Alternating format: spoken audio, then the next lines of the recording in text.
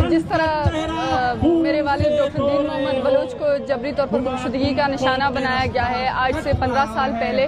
ان کی جبری گمشدگی کے بعد مجھے پتہ ہے کہ ایک گھر میں جب ایک والد ایک سربراہ جبری طور پر غائب کیا جاتا ہے تو اس کے بعد وہ گھر والے، اس کے خاندان والے وہ کس طرح کی زندگی گزارنے پر مجبور ہوتے ہیں، اور اسی مجبوری نے ہماری پوری زندگی کو سڑکوں پر لا کر کھڑا کر دیا اور ہمیں ایک ایسی زندگی میں ایک ایسے آگ میں دھکیلا جہاں پر ہم شاید کبھی خود سے بھی روبرو نہیں ہو پائے۔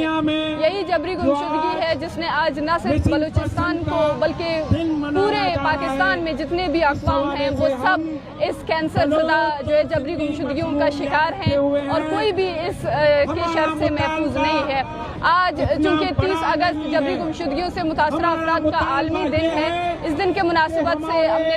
3 تلوار سے لے کر کراچی پریس کلب تک ایک ریلی نکالی ہے جس میں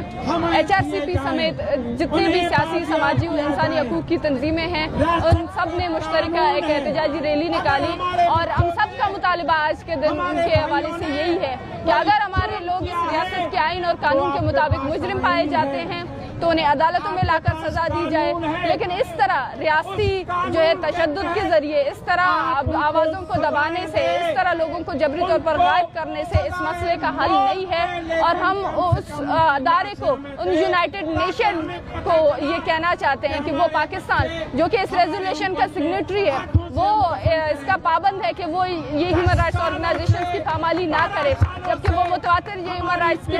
پامالی کر رہی ہے تو اس کو احتساب کریں، اس سے پوچھیں، اس کو پریشر دیں کہ وہ کیوں بارہا بلوچستان میں یا پھر پورے جتنے بھی یہاں پر اقوام موجود ہیں ان سب کو جبری طور پر غائب کر رہی ہے، جس طریقے سے ان کے بچے، ان کے خاندان کے افراد جس زندگی گزارنے پر مجبور ہیں اس کے حوالے سے آج تک ریاست کو کسی نے بھی احتساب میں نہیں لایا۔ ہم چاہتے ہیں کہ ریاست پاکستان کو پریشر دیا جائے کہ وہ اس طرح کی جو ہے اس طرح کی واقعات کو روک تھام کرے، اس طرح کی جو ہے جو انسانی حقوق کی خلاف ورزیاں ہیں اس کو روکے، اور جو لوگ مجرم پائے جاتے ہیں ان کو عدالتوں میں لا کر پیش کیا جائے۔